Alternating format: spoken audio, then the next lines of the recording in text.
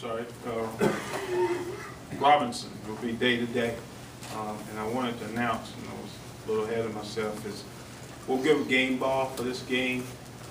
Many of you have heard about an ex-cat who was battling pancreatic cancer.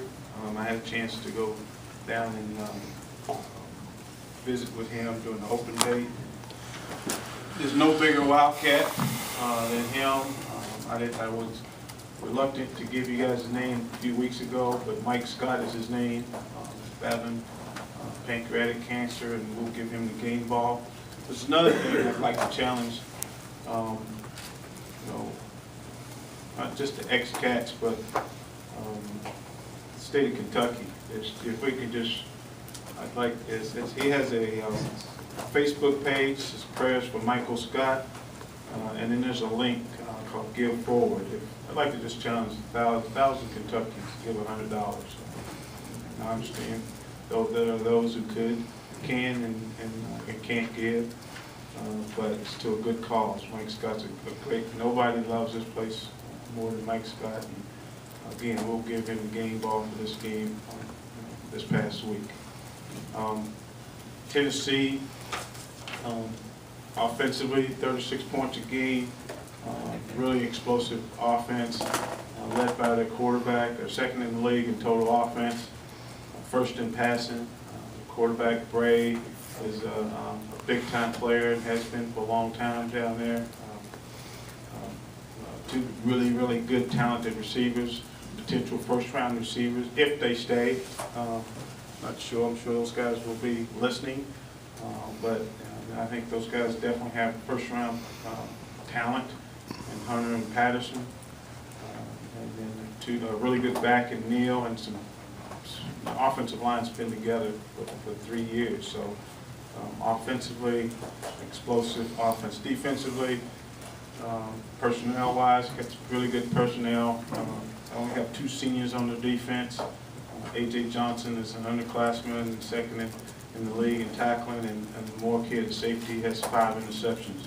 Special teams-wise, they've returned a kick, a punt and a kickoff. So, and Patterson has done those. So I think there's some talent there. It'll be an emotional game for them also. Be a big game for them and a big game for us, trying to send the seniors out the right way. Questions? Trevor, Kentucky hasn't beaten Tennessee in back-to-back years since the late 70s. To have an opportunity to do that, I think it's only the second team since then to have the opportunity to do that. What would that mean to accomplish that? It would mean a lot, just to finish off for these seniors. There's a lot of history like that we're trying to change, and this would be one of those things that would be a plus. One of the things that this class has changed, if we can get it done. There was history with never beat Sperry. This class right here got an opportunity to do it. There was some history with 20-something years and not beat Tennessee. This class got a chance to do it. So this would be another thing that they've done that nobody here has done before. BBVA game, we got the sense in the pregame post conference with their coach standing in the players that they would start playing one for the giver. You expect similar mindset in Tennessee when you go down Saturday? You talking about Pittsburgh at the time? Pittsburgh, yes.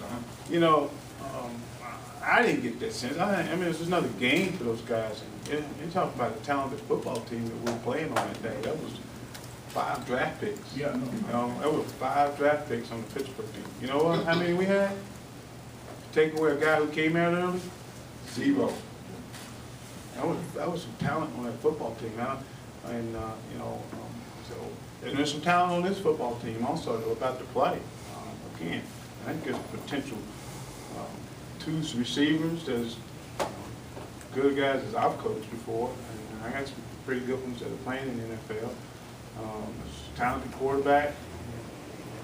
I think guys go out and play, and this game's an emotional game. I think they go out and play that way because it's their last game. I expect ours to do the same thing. I don't think it'll be for a coach. I think it'll be for them with the emotions surrounding being there last time, they'll be able to play together. Joker, how much, if at all, have players talked to you about being nervous about the next guy and how they fit into those systems and the way things are changing? You know, I haven't given them a chance to talk to me like that.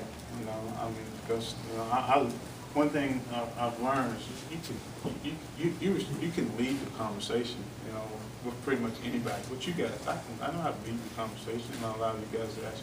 So I've tried to lead the conversation with those guys. Hey, you know, you're gonna have a great time together. I went through the same thing. It's gonna be good.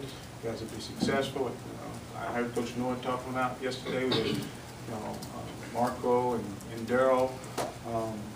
After seeing Daryl in this past game return the kicks, and he stood up and said, I expect, okay, you guys are young guys, you're a freshman and sophomore, I expect, if you guys don't become great returners, okay, he says, I'm gonna come here and kick both of your rear ends. Okay, you gotta lead that. You know, we want to lead these guys with positive attitudes, you know, because the show goes on. You know, the show goes on. And that's the thing we've tried to do. I heard one of the guys say, you know, I don't know about me. Hey, what do you mean you don't know about being here? It's the place for you. You know, I mean, it's a place for them. You know, I expect them all to stay here, stay together, and get this thing turned. What kind of season did you think Avery Williamson would have going into the year? And he's got a chance for 140 tackles, you know, to finish up with. I thought he'd have a good season. Avery was ready. He was, again, another guy, a guy that I'd say is self-made, worked his career off in the weight room. Obviously, a really good student, student that he became a student of the game this year. He was ready because all the snaps that he'd played in the past. He's been a backup for 2 years. The unfortunate thing is he had to play as a true freshman. You know, he didn't get as many snaps as he or we would have liked him to play as a true freshman. But imagine Avery Williamson as a sophomore, a redshirt sophomore, 2 more seasons to go. I think that's important, especially, you know, if you can redshirt the guys here. Parker, you talked about Tennessee's receivers. Talk a little more about their quarterback, what makes him effective and dangerous. Well, I mean, if you look at, you know, I think they've thrown for over 400 some passes. They've taken five sacks. You know, the guy doesn't take sacks. He's making good decisions. You know, we beat those guys with an immature sophomore last year. That's what he was. This kid, he was an immature sophomore that has grown up, and that's what he was. He's a sophomore. I mean, he's still a young guy that really didn't start just the whole freshman year, right? He started every game this year, but his sophomore year he didn't start the whole game. Didn't start a lot of games as a freshman. So I bet he played a total of 1 season last year. You know, so numbers change as those guys, those young quarterbacks grow up. Okay, you'll see the numbers change on these guys here. We're looking at it today. Max threw for 960-something yards in 3 games and 2 plays. We've thrown for 900 yards in 7 games. I mean, 900 yards. I mean, Max was headed to almost a 3,500 yard, year. Okay? But you insert a young freshman, and that's what Bray was really last year as a young freshman. Now he's a guy that's making really good decisions. It helps to have also last year, Hunter was out. Rogers was really the only receiver. Again, yes, we talked about go-to receivers. There's no such thing as a go-to receiver, okay? You can roll coverage to that go-to receivers, and we eliminated Rogers last year, which, made Bray have to find another option, and other options could make plays. And I think that now they have not just Patterson and Hunter, but they have a really good inside slot receiver that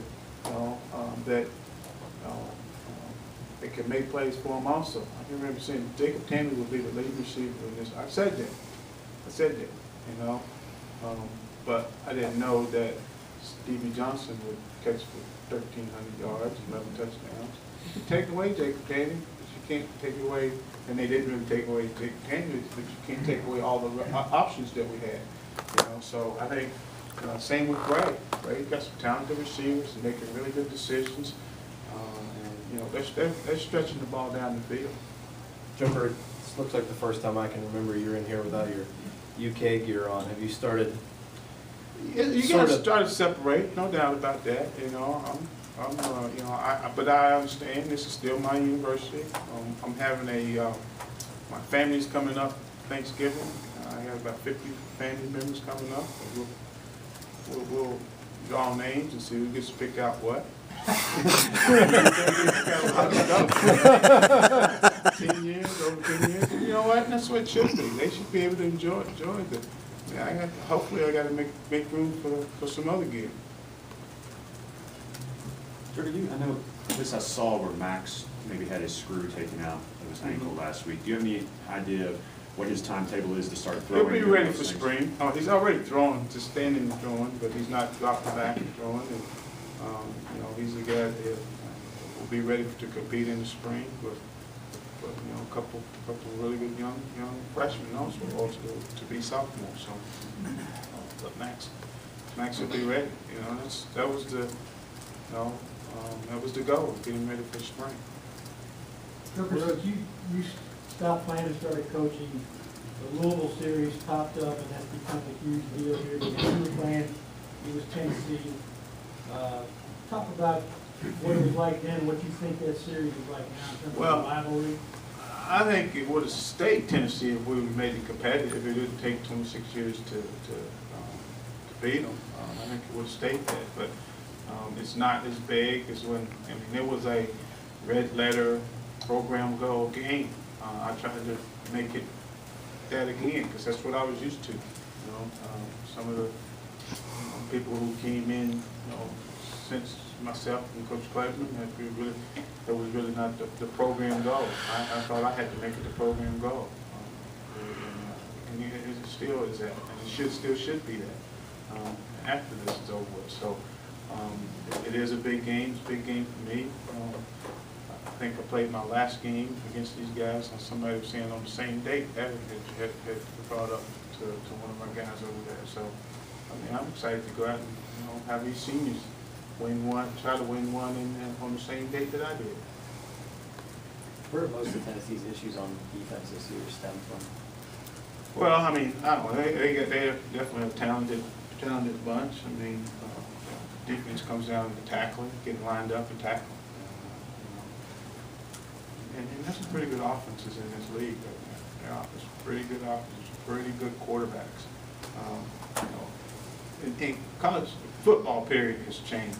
It's so different than a lot of guys try to compare when they played. When I played, I'm not one to try to compare it. It's so different nowadays. It's a much more violent game, and then